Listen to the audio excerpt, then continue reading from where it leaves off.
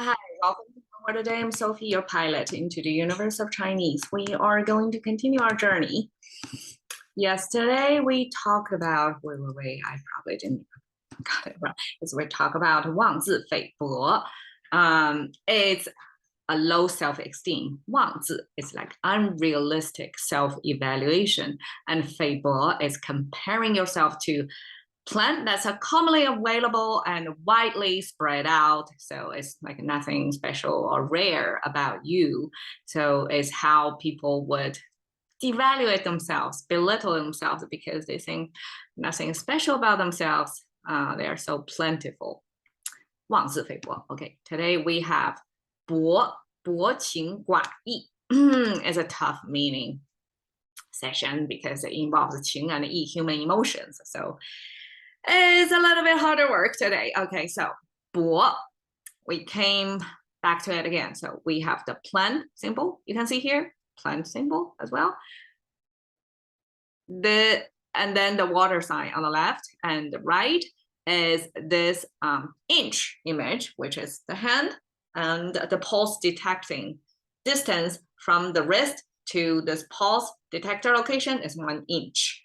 So that's our inch symbol. And then we have water and some irrigation, the water bucket symbol and the irrigation device to mean widely spread. And plus the water sign is widely spread or irrigated land probably. And then we have plant, like a plant growing as if it's widely spread, well irrigated land, something like that.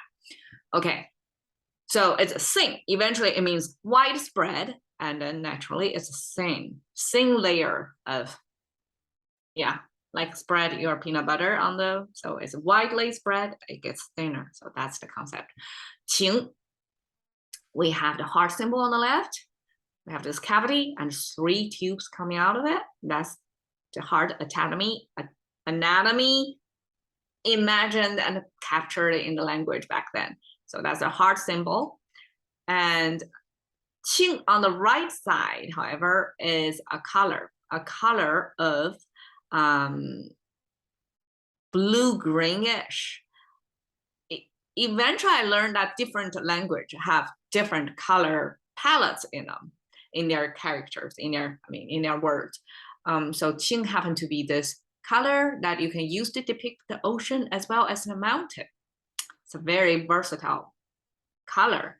And I guess before the color wheel or color theory, like our contemporary understanding of colors through, there's more science, more explorations, that different languages capture their own color perception, like in this 青 character. And 青 is between blue and green. So as a language creator, that versatility, it's almost like between these two colors, you can dial in between, right? And eventually that means a balanced dialing of that between blue and green. You're not heavily on one side versus the other, and that's considered a better way. Okay, so 青, I probably don't want to go deep because I know the top portion means plant, means life. And then the bottom is a structure that I don't understand. I don't want to announce that, which I did the opposite. So, okay, 青, you can understand as either balanced, and then the heart is something like emotional related, right? Your mood. So it's like a between green, probably vibrancy, energetic, and a blue, kind of depressed, a little calm. Like if we want to tie color to our emotional landscape, that will be, between the green, the lively, and the blue, the subdued. So between the two ends, you dial, whatever your emotions in that spectrum. So that's ancient Chinese language creators' gift to the world. It's okay, that's your feelings, whole spectrum of blue and green. Okay, we have this dome thing. That's a domestic space with a chimney on the top. And then we have a big-headed person figure on the top. Why is big-headed? Because, okay, yesterday we talked about the 字. Wait, okay, 字, right? It looks like this structure. Try to memorize that structure. Okay, it's this space with nose bridge, right? With 2 nostrils. Now, today, over here, you see that nose bridge as well, right? Nose bridge, 2 nostrils with the space. But difference is on the top, there is, you know, a cover on the top. So this actually is a depiction of the whole head. The head represented by mostly the center part of your face. So it's the nose bridge and the nostrils. And then probably this, we can view it as the mouth or the jawline, right? And then the top line here. So it's like the whole head picture frame in there. Why is big-headed? Because it has tiny 2 legs underneath it. So, okay, the human figures are normally like that, right? And when it's combined with other characters, Chinese character, it will split. It's visually more stable, right? You don't want to have something sit right on the tip of something, it's going to topple. You want to split it a little bit. So the, you know, the ball or something can sit on top of it visually as well, keep it more stable. So that's the same idea here. Now we have this head image sitting on top of 2 legs, almost like, so it's like an oversized head. So we can regard it either as it's oversized head, like somebody who is big-headed, who is deeply in their internal turmoil. Like that head seems bigger than what its normal, you know, proportion to a human body. That's one way. Or the second way is language creators sometimes use a zoom up view of a local character of somebody, like blow it up, to mean that blow up portion, like zoom up portion, is what I really meant for you. So it's like a human body, but with an oversized head there. And the whole character actually is a language creator's way to tell you the head is what we're talking about here. Okay, so, but in this context of this frame, I like to use the big-headed person who is, you know, heavy on the mental activities over there. Okay, thinking too much, overthinking person. Okay, the bottom side, okay, with this on each side and with this structure, that structure means, I mean, is a depiction of knife, or a knife cutting something apart. So that's our cutting or splitting image called 分. The top is called a 叶. So 叶 is big-headed person or big head itself. And then 分 is like splitting, separation of something, the action of separation. And then this domestic space, something under the roof. Why it's few? Okay, the story or the connection is this character, 寡, actually means somebody who is widowed. So it's like a couple used to live under the stone roof. Now they are separated.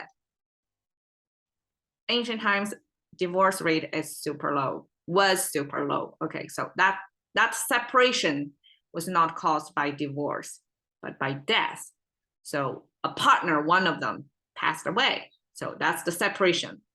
And then this big-headed person caged inside this domestic space, because especially women in the past, if you're widowed, that's almost like you were forever labeled as somebody who got a husband, passed away, like almost like a natural death or unnatural death, especially if it's die young husband, it's even worse.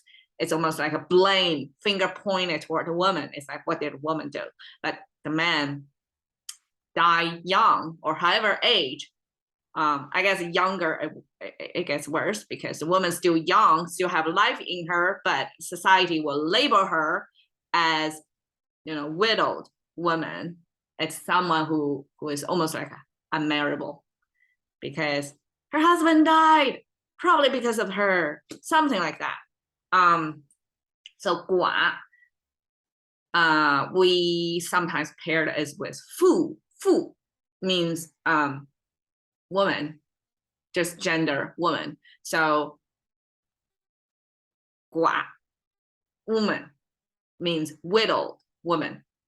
So that's widow. But this 寡 can also apply to the male gender as well. So wives pass away, the man, the husband, was regarded as 寡 as well. So widow is the original meaning. And from the widowed means, okay, only one person left in this household. That further extended into few, like not many over there. Very few, just alone, basically. One person, singular. Okay, then we have 义. 义 comes from this fluffy hair sheep image with the horns on the top. I really love the language creator's visualization of sheep image. Like this is a frontal view of the sheep with the puffy hairs horizontal going and the horns like that, and pinned down to its tiny legs at the bottom. Okay, that's sheep. And the bottom, with more pointy directions in all directions, sharp ends in all directions. It was ancient weaponry. So I checked it up. I knew little about ancient weaponry, but this is a type of weapon.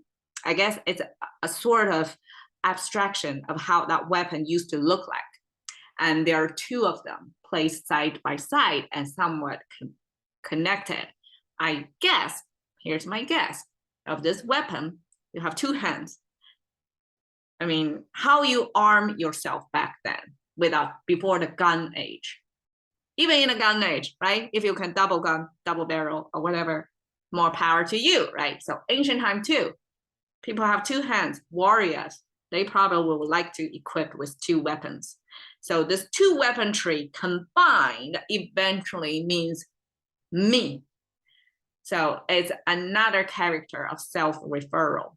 And I guess this sense of me is in the, has its responsibility as if it's in an organization. In this context, it's in an army, right? It's a warrior, have two weapons in hand. So it's in an army, it's fulfill a social function over there. So this is the sense of me. It's like a socially responsible person. So I guess it's a kind of a good citizen in a sense, right? So that's me. And with the sheep symbol in Chinese ancient culture, this is some amazing coincidence. I'm not sure if it is coincidence, but some scholar probably found the proof of East and West culture. Christianity also regard sheep as a sacrifice, as a symbol of self-sacrifice or the animal of choice to sacrifice to God, right? So sheep in the Eastern culture as well, here we see that means sacrifice. Sheep was used for, showing humans respect to God or submission or, listening to God, right? And offerings to God to appease supposedly the angry God. I don't know. But sheep plus me as some socially responsible me, the whole image would become like me and sacrifice and socially responsible.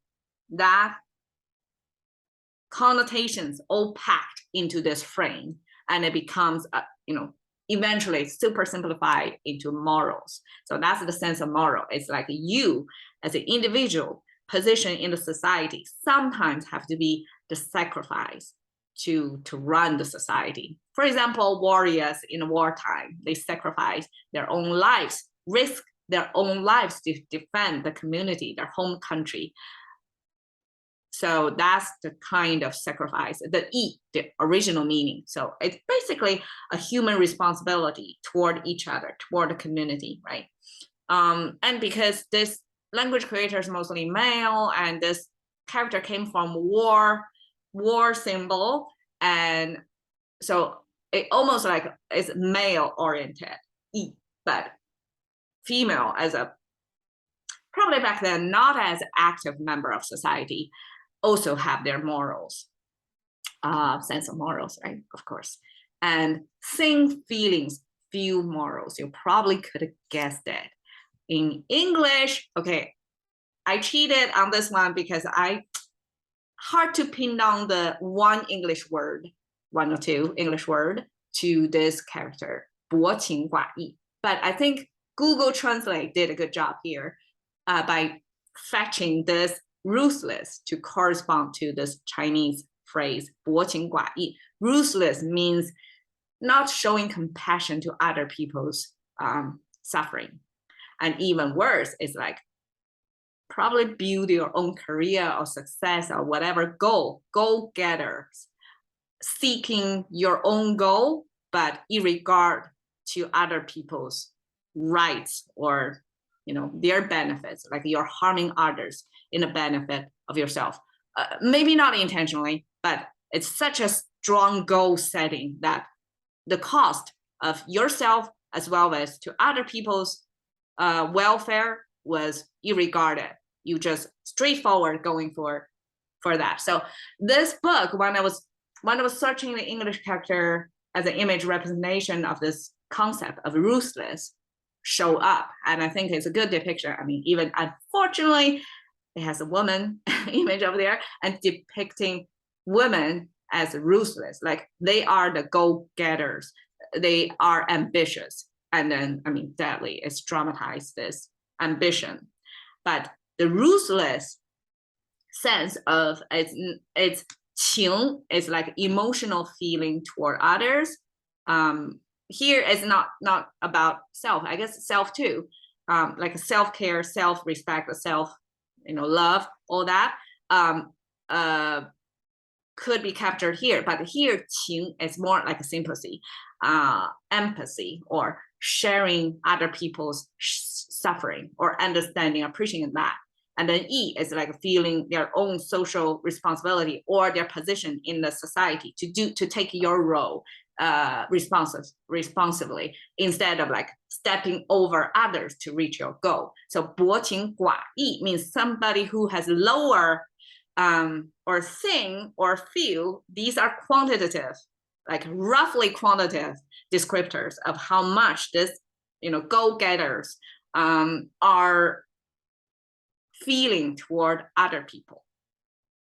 So that's my long-winded way to explain what is ruthless. And I think language creators here have a very good 4 characters combined to give you a sense of that ruthlessness. Cash into the currency of thinking about one word a day with Sophie. See you another day.